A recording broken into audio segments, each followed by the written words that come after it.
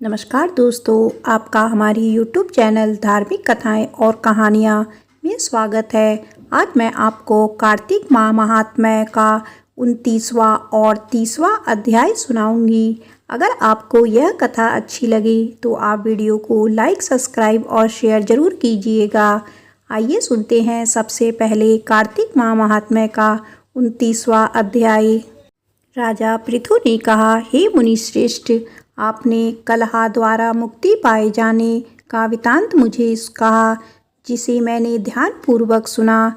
हे नारद जी, यह काम उन दो नदियों के प्रभाव से हुआ था। कृपया यह मुझे बताने की कृपा कीजिए। नारद जी बोले, हे राजन, कृष्णा नदी साक्षात भगवान श्री कृष्ण महाराज का शरीर और वेणी नामक नदी भगवान शंकर का शरीर है। इन दोनों नदियों के संगम का महात्म्य श्री ब्रह्मा जी भी वर्णन करने में समर्थ नहीं है। फिर भी चूंकि आपने पूछा है, इसीलिए आपको इसकी उत्पत्ति का वृतांत सुनाता हूँ। ध्यानपूर्वक सुनो। चाक्षु मनवंतर के आरंभ में ब्रह्मा जी के ने सहस पर्वत के शिखर पर यज्ञ करने का निश्चय किया। वह भगवान विष्णु, भगवान शंकर तथा समस्त देवताओं सहित यज्ञ की सामग्री लेकर उस पर्वत के शिखर पर गए। महर्षि भृगु आदि ऋषियों ने ब्रह्म मुहूर्त में उन्हें दीक्षा देने का विचार किया। तत्पश्चात भगवान विष्णु ने ब्रह्मा जी की भार्या त्वरा को बुलाया। वह बड़ी धीमी गति से आ रही थी। इसी बीच में भृगु जी ने भगवान विष्णु से पूछा, हे प्रभु, आपने त्वरा को शीघ्रता से बुलाया था, वह क्यों नहीं आई? ब्रह्म मुहूर्त निकल जाएगा। इस पर भगवान विष्णु बोले, यदि त्वरा यथा समय यहाँ नहीं आती है तो आप गायत्री को ही स्त्री मानकर दीक्षा विधान कर दीजिएगा। क्या गायत्री पुण्य कर्म में ब्रह्मा जी की स्त्री नहीं हो सकती? नारद जी ने कहा, हे राजन, भगवान विष्णु की इस बात का समर्थन भगवान शंकर जी ने भी किया। यह बात सुनकर भृगु जी ने गायत्री को ही ब्रह्मा जी के दाईं ओर बिठाकर दीक्षा विधान आरंभ कर दिया। जिस समय ऋषि मंडल गायत्री को दीक्षा देने लगा, इस समय त्वरा भी यज्ञ मंडल में आ पहुंची।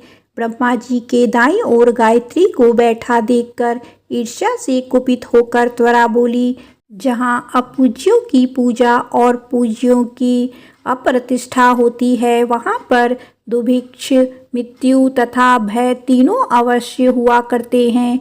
यह गायत्री ब्रह्मा जी की दाईं ओर मेरे स्थान पर विराजमान हुई है, इसीलिए यह दृश्य बहने वाली नदी होगी। आप सभी देवताओं के बिना विचारे इसे मेरे स्थान पर बिठाया है, इसीलिए आप सभी जड़ रूप नदियां होंगे। नारद जी राजा पृथु से बोले, हे राजन, इस प्रकार त्वरा के श्राप को सुनकर गायत्री क्रोध से आग बबूला होकर अपने होठ चबाने लगी। देवताओं के मना करने पर भी उसने उठकर त्वरा को श्राप दे दिया। गायत्री बोली, त्वरा, जिस प्रकार ब्रह्मा जी तुम्हारे पति हैं, उसी प्रकार मेरे भी पति हैं। तुमने व्यर्थ ही श्राप दे दिया है, इसीलिए तुम भी नदी हो जाओ। तब देवताओं में खलबली मच गई। सभी देवता नाम कर बोले, हे देवी, तुमने ब्रह्मा आदि समस्त देवताओं को जो श्राप दिया है वह उचित नहीं है, क्योंकि यदि हम सब जड़ रूप नदियां हो जाएंगे तो फिर निश्चय ही यह तीनों लोक नहीं बच पाएंगे, क्योंकि यह श्राप तुमने बिना विचार किए दिया है, इसीलिए यह श्राप तुम वापस ले लो। त्वरा बोली, हे देवगण, आपके द्वारा यज्ञ के आरंभ में गणेश पूजन न किए जाने के कारण ही यह विघ्न उत्पन्न हुआ है। क्या यह श्राप कदापि खाली नहीं जा सकता? इसीलिए आप सभी अपने अंगों से जड़ीभूत होकर अश्वमेव नदियां बनेंगे।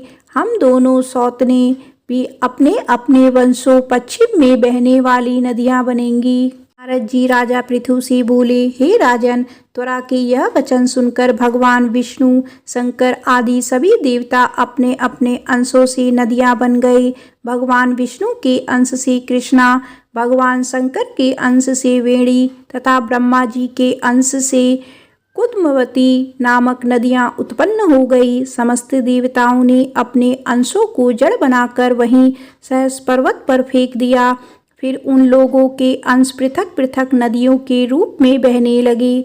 देवताओं के अंशों से सहस्त्रों की संख्या में पश्चिम की ओर बहने वाली नदियां उत्पन्न हो गई। गायत्री और तुरा दोनों पश्चिम की ओर बहने वाली नदियां होकर एक साथ बहने लगी। उन दोनों का नाम सावित्री पड़ा। ब्रह्मा जी के यज्ञ स्थान पर भगवान विष्णु तथा भगवान शंकर की स्थापना की। दोनों देवता महाबल तथा अतिबल के नाम से प्रसिद्ध हुए। हे राजन, कृष्णा और वेणी नदी की उत्पत्ति का यह वर्णन जो भी मनुष्य सुनेगा या सुनाएगा उसे नदियों के दर्शन और स्नान का फल प्राप्त होगा। बोलो विष्णु भगवान की जय। आइए सुनते हैं कार्तिक माह महात्म्य का 30वां अध्याय। भगवान श्री कृष्ण सत्यभामा से बोले, हे प्रिय, नारद जी के यह वचन सुनकर महाराजा पृथु बहुत आश्चर्यचकित हुए। अंत में उन्होंने नारद जी का पूजन करके उनको विदा किया।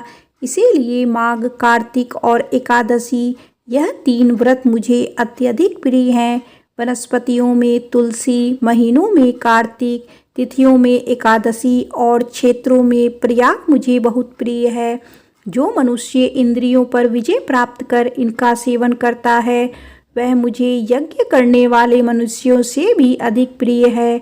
जो मनुष्य विधि पूर्वक इनकी सेवा करते हैं मेरी कृपा से उन्हें समस्त पापों से छुटकारा मिल जाता है। भगवान श्री कृष्ण के वचन सुनकर सत्यभामा ने कहा, हे प्रभु, आपने बहुत ही अद्भुत बात कही है कि दूसरे के लिए पुण्य के फल से कलह की मुक्ति हो गई। यह प्रभावशाली कार्तिक मास आपको अधिक प्रिय है, जिससे पतिद्रोह का पाप केवल स्नान के पुण्य से ही नष्ट हो गया। दूसरे मनुष्य द्वारा किया हुआ पुण्य उसके देने से किस प्रकार मिल जाता है, यह आप मुझे बताने की कृपा करें।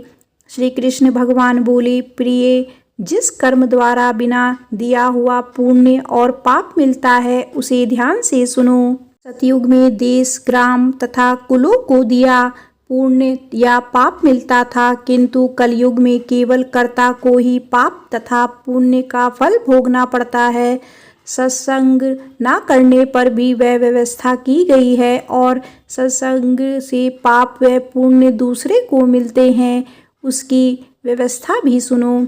पढ़ाना, यज्ञ करना और एक साथ भोजन करने से पाप पुण्य का आधा फल मिलता है। एक आसन पर बैठने तथा सवारी पर चढ़ने से, श्वास के आने जाने से पुण्य व पाप का चौथा भाग जीव मात्र को मिलता है। छूने से, भोजन करने से और दूसरे की स्तुति करने से पुण्य और पाप का 6वां भाग मिलता है। दूसरे की निंदा, चुगली और धिक्कार करने से उसका 7वां भाग मिलता है।